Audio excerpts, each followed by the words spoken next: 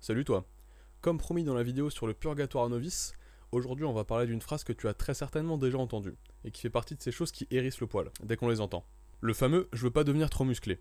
Que disent les novices qui viennent de se mettre au sport? Ou pire les gens qui se donnent des excuses sur pourquoi ils restent toute la journée sur leur canapé ou sur leur chaise gaming.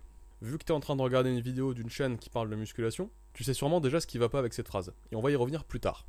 Mais j'en parle surtout parce que derrière son apparence de poncif un peu nul, cette phrase permet de mettre le doigt sur des problèmes bien plus profonds. Parce que c'est bien ça qui est intéressant quand quelqu'un te dit qu'il veut pas devenir trop musclé. C'est que cette phrase est la quintessence d'un mauvais état d'esprit qui gangrène la société actuelle. Ce qui mène à des choses comme l'explosion de l'obésité qu'on voit actuellement, ou le rejet de la volonté de s'améliorer physiquement, qui est vu comme quelque chose d'extrême ou de nocif. Et c'est ça qu'on va voir dans cette vidéo. Si tout ça t'intéresse, je t'invite à t'abonner et à activer les notifs, pour pouvoir m'assister dans mon objectif de créer une encyclopédie gratuite sur ma chaîne, sur tout ce qui a trait à la musculation. Merci pour ton soutien, et à tous ceux qui mettent des commentaires sous les vidéos, je les lis tous, et rentrons dans le vif du sujet.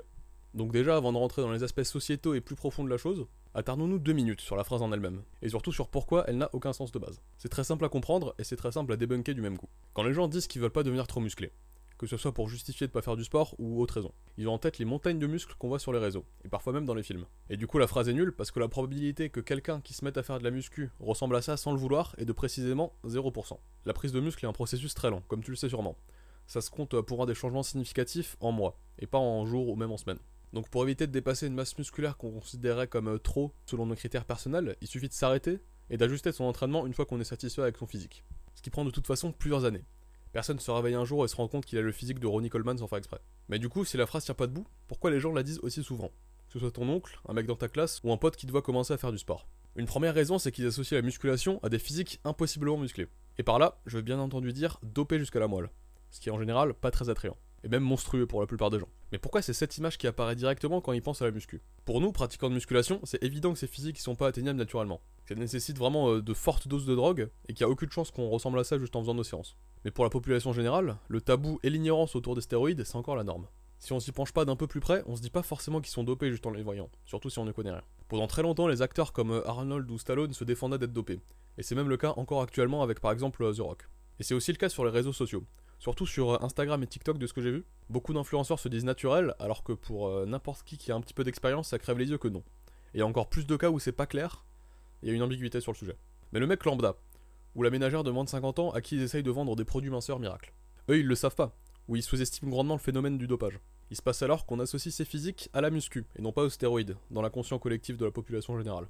À cause de ce phénomène massif de mensonges omniprésents dans la sphère du fitness, donc quand ton oncle ou ta mère te voit faire des pompes dans ta chambre, puis aller à la salle, ou de préférence dans ton home gym, ils ont en tête ces physiques inhumains, d'où leur appréhension. Et ça vient donc d'une méconnaissance des mécanismes et de la réalité de la prise de muscle, mais aussi des dopés qui mentent sur leur statut de naturel. Et ce rejet de la musculation vient aussi du cliché très répandu du gars musclé mais teubé, qu'on rencontre vraiment partout, dans plein de films, plein de séries surtout américaines, et qui est globalement omniprésent dans notre culture. Bon perso je soupçonne que ça vient un petit peu des scénaristes qui étaient des victimes à l'école, qui ont rejeté tout ça sur les gars populaires et sportifs, desquels ils étaient jaloux au lieu de juste travailler sur eux-mêmes. Mais ça c'est que mon opinion. Et du coup ça a des impacts en vrai aussi. Si t'es musclé, les gens vont parfois penser, avant même de te parler, que t'es teubé. Et quand on a associé l'idée que musclé ou sportif égale stupide, on comprend pourquoi beaucoup de gens émettent des doutes quand on se met à la muscu. Bon mais au final on pourrait se dire que c'est pas grand chose, que ça a pas vraiment d'importance, que c'est juste une phrase dite comme ça et que ça change rien pour personne. Sauf que non, c'est pas sans importance, ça a de réels impacts sur ton entraînement et son efficacité. Si on pense ça, donc si on pense qu'on veut pas devenir trop musclé, on va logiquement ne pas se donner à fond dans son entraînement, et donc n'avoir aucun ou presque aucun résultat. Et c'est pas un homme de paille du tout. Combien de fois j'ai entendu des mecs dire qu'ils voulaient pas soulever trop lourd ou alors trop s'entraîner par peur de devenir trop musclé. Pas des milliers de fois non plus parce que je parle pas à tous les mecs que je croise dans une salle, mais quand même plusieurs fois. C'est un état d'esprit vraiment très prévalent chez les débutants. C'est ça la racine du problème, l'état d'esprit. Si on met la moitié des efforts, on n'obtient pas la moitié des résultats, mais presque zéro. Et pour une raison très simple, c'est que pour être efficace pour la prise de muscle, il faut se rapprocher au maximum de l'échec musculaire. Ce qui veut dire en gros que plus la série est difficile, plus elle est efficace. Et que si tu t'arrêtes pile quand ça commence à devenir inconfortable, que ça commence à brûler un petit peu ou à être fatigant, tu t'arrêtes juste avant que ça devienne vraiment efficace pour l'hypertrophie. Ce qui n'est pas vraiment un problème si tu veux juste faire du sport pour être actif et pour pas être sédentaire, mais ce qui est très dommage si tu veux te constituer un physique un peu stylé et mettre un peu de muscle sur tes os. Ce qui est le cas pour beaucoup de monde en commençant le sport. Mais combien des gens que tu vois à la salle restent les mêmes d'année en année, à soulever le même poids et avoir le même physique? Je dirais que malheureusement ça constitue la majorité des gens qu'on voit à la salle. Ils sont certes mieux placés que ceux qui s'achètent un entraînement et qui viennent juste pas s'entraîner, mais c'est super dommage. Ils surpassent déjà la principale difficulté qui est de venir à la salle et d'y consacrer du temps. Avec un peu plus d'efforts, ils pourraient vraiment tout changer et commencer à prendre en muscle. Ce qui est un objectif dont il ne faut pas rougir. La tendance fitness actuelle, c'est de trouver l'entraînement, dans le but de prendre du muscle uniquement, vain et inutile. Par rapport à un entraînement dit fonctionnel, ce qui veut en vrai pas dire grand chose. et qui est une autre conséquence de cette phrase maudite. L'idée même d'être musclé devient très vite négative. Donc pourquoi est-ce que cette phrase n'est pas sans importance? Parce qu'elle entraîne des physiques pas ouf à cause d'un mauvais état d'esprit. En plus de faire partie de la vague nébuleuse d'idées que rechercher un physique acceptable n'est pas une poursuite noble ou digne d'intérêt, et qu'elle n'est faite que par des personnes diminuées intellectuellement. Mais bien sûr, il n'y a pas que cette phrase qui aboutit à ça. C'est presque devenu engrainé dans la culture que de décourager la discipline physique et de voir la musculation comme un truc de débile. J'irai pas jusqu'à dire que les gens musclés sont un groupe opprimé, mais il y a une multitude de petites phrases et petites idées comme ça qui montrent le dédain sociétal pour cette activité et l'ignorance générale à son sujet. Comme le cliché du gros balourd teubé ou le mot gonflette en lui-même, qui a vraiment été créé juste pour ça, pour se moquer. Mais moi j'ai choisi El Famoso, je veux pas devenir trop musclé, parce que c'est celui que j'entends le plus souvent, qui me fait un petit peu tiquer et qui représente pour moi vraiment la quintessence du phénomène.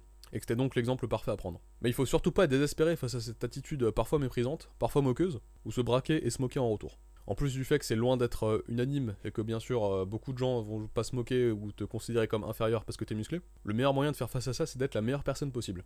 Montrer qu'ils ont tort, non pas en leur disant, mais en leur montrant qu'être musclé ne veut pas dire être teubé, et au contraire montre qu'on porte une certaine attention à notre corps, sans qui l'esprit ne sert au final à rien. Si cette petite réflexion t'a été utile, n'hésite pas à t'abonner, liker la vidéo, aller voir les autres vidéos de la chaîne, si tu veux en savoir plus sur la musculation et comment te rapprocher de tes objectifs physiques, comme par exemple la vidéo sur la testostérone qui aborde aussi pas mal d'idées reçues.